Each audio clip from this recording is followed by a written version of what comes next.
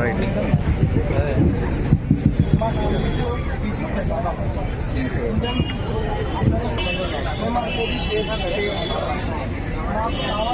ఊగుతాంది బొమ్మ, ఆమె ఊపుతాంది, నేను కాదు. మేము 19వ తారీఖు గవర్నమెంట్కి నోటీసులు ఇచ్చిన తర్వాత పలు రకాల నిరసనలు తెలిపి మాకు ఇక ఇంకో ఆప్షన్ లేక ఈ సమ్మెకు 24వ తారీఖు దిగాము. ఈరోజు మన finance minister and health minister ఒకటి రిలీజ్ చేశారు, బడ్జెట్ హెల్త్ డిపార్ట్మెంట్కి ఇచ్చామంటూ. అందులో అది జిమ్మికు మాత్రమే. అసలు మాకు కావాల్సింది ప్రాపర్ జీవో. అంటే ఇప్పుడు ప్రతి నెల మేము స్టైఫండ్ వచ్చేటప్పుడు మా కాలేజ్లో మేమే ఫాలో అప్ చేసుకోవాలి, డిఎంఈ ఆఫీస్లో మేమే ఫాలో అప్ చేసుకోవాలి, ఆఖరికి ఫైనాన్స్ డిపార్ట్మెంట్ సెక్రటరియట్కి వెళ్ళి కూడా మేమే క్లియర్ చేయించుకోవాలి.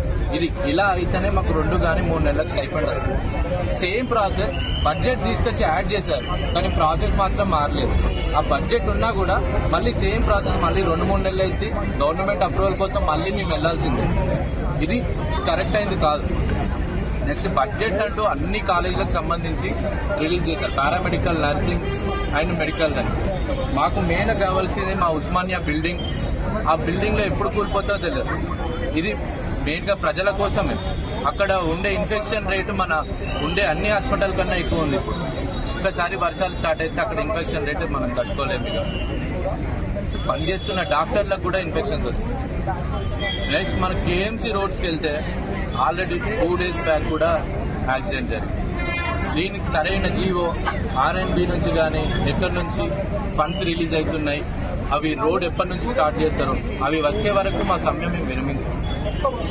ఇలానే మేము మొత్తం ఈ రోజు వరకు ఓపీసే బైకౌట్ చేస్తాం. మేము మళ్ళీ ఛాన్స్ ఇస్తున్నాం గవర్నమెంట్కి, మమ్మల్ని తొందరగా మా సమస్యలు పరిష్కరించి మమ్మల్ని డ్యూటీస్ చేసుకొని ఇవ్వాలి. లేకపోతే నెక్స్ట్ ఎమర్జెన్సీస్ కూడా అవ్వాల్సిన సిచ్యువేషన్ అయితే మాకు తీసుకురావద్దని గవర్నమెంట్ని కోరుకుంటున్నాం. ఈ మా ఏదైతే 8 డిమాండ్లు ఉన్నాయో అందులో 8లో 2 డిమాండ్లు మాత్రమే మా జీతాల గురించి ఉన్నాయి. మిగతా 6 డిమాండ్లు అన్ని పబ్లిక్ గురించి. ఇప్పుడు కొత్తగా స్టార్ట్ చేసిన మెడికల్ కాలేజ్లో మినిమం ఇన్ఫ్రాస్ట్రక్చర్ లేదు. అందులో చదివిన వైద్య విద్యార్థి ఎలా మంచి వైద్యుడు అవుతాడు? మినిమం రియేజెంట్స్ లేవు ప్రాక్టికల్ చేద్దామని. ఆ ప్రాక్టికల్ చేయకుండా బయటకు వచ్చిన వైద్య విద్యార్థి మంచి డాక్టర్ ఎలా అవుతారు? అది సొసైటీకి హార్మ్ఫుల్. మేము prevention is better than cure అంటున్నాం. ఫస్ట్ అవి ప్రివెంట్ చేయండి. ఇప్పుడు వాళ్ళు 2-3 బ్యాచ్ల తర్వాత చేసినా ఏం ఉపయోగం ఉండదు. ముందు స్టార్టింగ్ నుంచే ప్రివెన్షన్లో చేయండి. ఇది మాకు